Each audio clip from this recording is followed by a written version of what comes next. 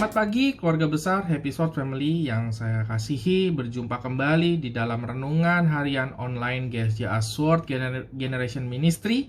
Pada pagi hari ini, firman Tuhan yang saya bawakan berjudul Percayakah Tuhan pada Anda? Dan firman Tuhan akan saya ambil dari Injil Lukas pasalnya yang ke-16 ayat yang ke-10. Firman Tuhan berkata seperti ini. Barang siapa setia di dalam perkara-perkara kecil, ia setia juga dalam perkara-perkara besar. Dan barang siapa tidak benar dalam perkara-perkara kecil, ia tidak benar juga dalam perkara-perkara besar. Memang terdengar agak sedikit aneh pertanyaan ini. Percayakah Tuhan pada Anda? Apa kira-kira jawaban kita atas pertanyaan tersebut? Saudaraku, menjadi orang yang dipercaya bukanlah sesuatu yang mudah. Butuh waktu yang lama dan juga jerih payah yang harus kita lakukan dan buktikan kepada orang lain agar kita bisa menjadi orang yang dipercaya. Sebagai contoh, jika Anda memiliki sebuah toko dan Anda juga memiliki seorang karyawan yang baru bekerja selama 1 bulan, dapatkah saudara mempercayakan kunci toko tersebut kepada karyawan itu? Jawabannya, tentu saja tidak.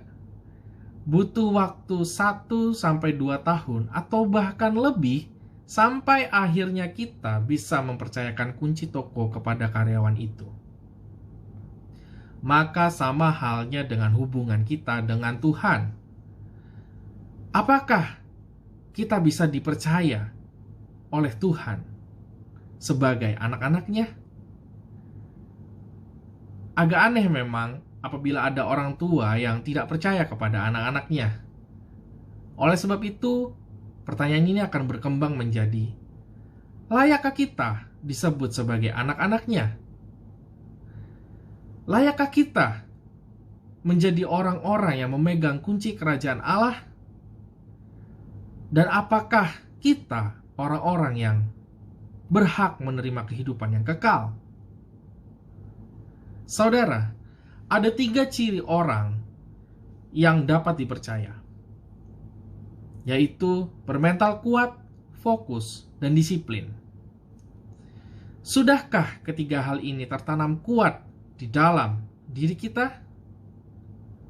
Pertama, bermental kuat. Apakah kita masih suka mengeluh kepada Tuhan atau bahkan menyalahkan Tuhan atas segala sesuatu yang kurang baik yang terjadi di dalam kehidupan kita? Apakah semangat hidup dan kerohanian kita masih ditentukan oleh hal-hal yang bersifat duniawi? Mental kuat yang Tuhan inginkan adalah di mana kita senantiasa mengucap syukur di dalam segala hal atas segala sesuatu yang terjadi di dalam kehidupan kita. Kedua, fokus. Apakah kita senantiasa memusatkan pikiran kita kepada Allah? Apakah setiap keputusan yang kita ambil di dalam kehidupan kita berdasarkan rencana Allah? Masihkah kita membandingkan diri kita dengan orang-orang lain? Fokus adalah satu titik pusat di mana kita tidak terpengaruh dengan keadaan di sekitar kita, dan kita mampu terus berjuang maju dan mengendalikan tubuh kita untuk mencapai tujuan tertentu, dan tentunya seluruh aspek kehidupan kita berpusat hanya kepada Allah saja. Ketiga, disiplin. Sudahkah kita mampu menerapkan kedisiplinan di dalam diri kita? Sudahkah kita menunaikan tugas pelayanan kita dengan baik? Sudahkah kita mempersiapkan pelayanan kita dengan baik dan benar? Adakah usaha kita untuk mengembangkan setiap talenta yang Tuhan percayakan kepada kita? Disiplin adalah penentu kesuksesan seseorang.